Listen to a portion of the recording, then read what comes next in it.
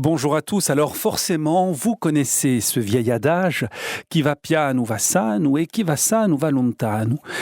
Vous le connaissez, mais la science vient de confirmer qu'il disait vrai. Et oui, tenez-vous-le pour dit, mieux vaut être lent pour atteindre son but, c'est désormais affirmé par les biologistes. Comme quoi, avec sa tortue gagnante, Jean de La Fontaine était en avance sur son temps. Instinctivement, vous serez d'accord avec moi, lorsqu'on observe les comportements, les rythmes dans la nature au sein du monde sauvage, on a tendance à penser que ce sont les animaux les plus forts, les plus agiles, les plus rapides, futés, qui s'en sortent le mieux. Momentanément, c'est vrai, mais à la fin, sur une échelle de temps long, eh bien non. Car au bout, en termes d'évolution et de conservation, les vrais gagnants de la course à la vie sont les espèces ayant misé sur la lenteur, la paresse et la mollesse.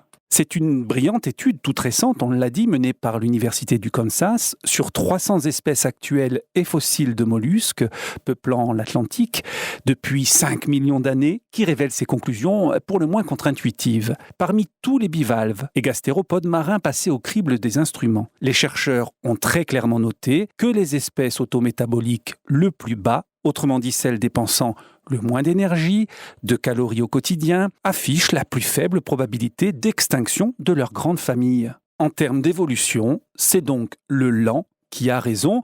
Du coup, c'est un pan de la théorie de Charles Darwin qui en prend un coup dans l'aile. En forçant à peine le trait, exit la notion de survie du plus fort. Bienvenue à l'idée de survie du plus fainéant. Dans un monde qui va si vite, ça en serait presque rassurant.